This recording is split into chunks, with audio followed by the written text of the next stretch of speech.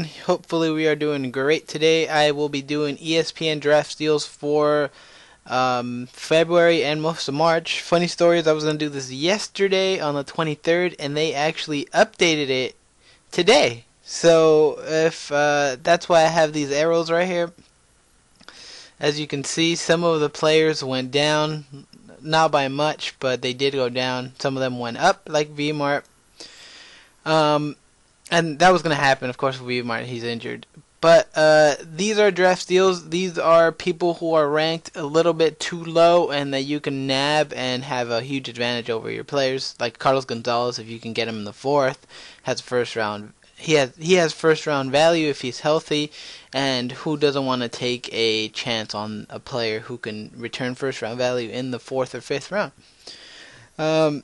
My next guy is about Carlos Gonzalez. I was saying this yesterday on my Yahoo one. He actually had a damaged patella tendon, a calf contusion, a sprained ankle, and he's only averaged 110 games a year since 2010. So I mean, there's a lot of question marks there, but he's still a first round talent if he's healthy. So I mean, he's worth it. Next guy we have here is Nolan Arenado. He is actually, I think he's a huge sleeper to be number 1 overall third baseman for fantasy. He actually jumped up 2 spots from 81 to 79. That's still really good. Just for shits and giggles, Yahoo had him at 55, and I thought it was a steal, and ESPN has him at 80. So I mean, that's for sure. I think he's even better value on ESPN. So there you go, another nice player. The next guy is Matt Harvey. He's supposed to pitch 200 innings, and he's been removed 17 months away from his Tommy John surgery. So I think he's going to be a stud and return to form. I really like him. Just for shits and giggles, Yahoo had him at 74. Yesterday he was at 82, and now he's at 80.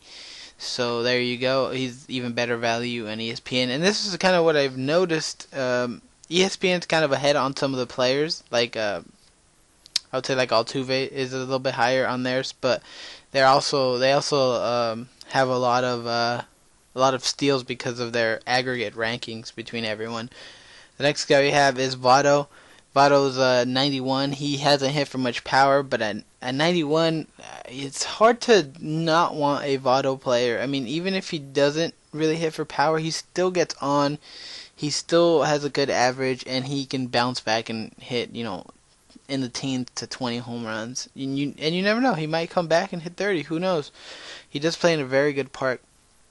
Evan Gattis is a guy that I absolutely love. He will not stay at 103. I mean, just that park alone, I think he'll hit 30 this year, and that's definitely value if he retains his catcher eligibility.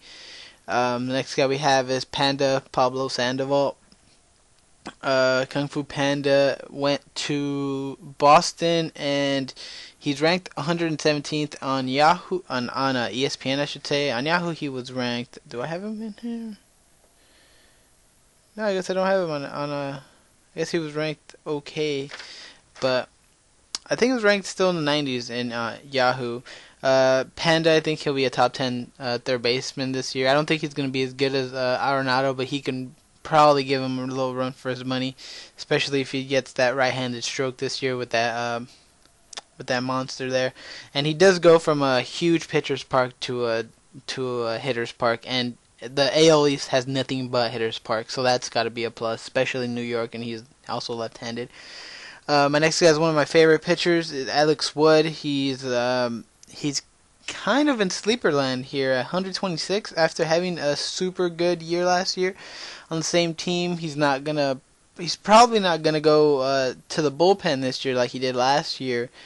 And I just like him as a pitcher. The wins probably won't be there because they probably won't be that good, but still, he's still a good pitcher. Ratios are going to be good, whip's going to be good, and he'll still get some wins every now and then. Next guy we have is Rusney Castillo. Rusney Castillo. He's at 138. He's a 2020 threat. He does kind of hit the ball a little bit too much on the ground, so he's only played like 90 at bats or something like that in the majors, maybe 30 I think I saw. But like I said with the Cubans, you got to take them because they have a lot of talent and they just come in here and swagger out and start dropping bombs everywhere. So I mean, chances are one of these guys is going to be good. Between Castillo and Tomas from the Diamondbacks. The next guy we have is Andrew Cashner. This is kind of I have to look up if he's injured because they might know something we don't. At 143 for a number one starter, had a really good year last year. He was injured last year too, but still to have him at 143 with a better lineup now in San Diego with Upton and Camp, it's kind of hard to have him at 143. His wins should be there. But maybe they know something I don't. I still like him there, even if he was a little injured. I mean, unless he's having Tommy John, of course. But I still like him there. Next guy we have is Shin-Soo Choo at 188. Not many players that you can get past 180 can get 100 runs and hit 20 bombs and steal a couple bases. So that's a good player, especially on after an injury-plagued season, and with Prince Fielder back, he should be a good bet to score quite a bit. Some guys I really don't like on ESPN. We have Freddie Freeman. I really don't think that team's going to be very good. I just talked about Alex Wood not getting wins, and he's in the second round. So steady Freddie, I just don't like his numbers really. But I mean, you can be in a bad team and still produce real good numbers like Stanton did. But I just don't think it's there. There's no more Gaddis. There's no more Upton. They only have the bad Upton. But that's besides the point. Another guy is Jose Altuve. I really don't understand ESPN. ESPN's projections dropped him 40 points in average. He was hitting like 300 with almost the same stats as last year, counting wise. Steals were about the same and home runs were about the same along with RBIs and runs, but his average dipped 40 points and he's still gonna produce the same same value. So I really don't understand that. I don't think he'll repeat, especially with the drop off in average. If it's 40 points or 60 or 70, I just don't like him. Vmart was actually, as you can see, he was ranked 25 just a day ago, and I was gonna say, well, he's hurt already, so there's no way I'm gonna take him in the second, third round. But now he's up to 47, and I still don't think I'll take him there.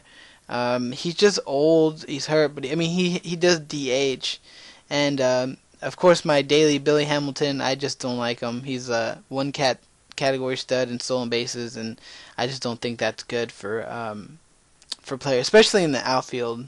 I really don't like Hamilton there. I'd rather take Vmart at 60 than a Hamilton.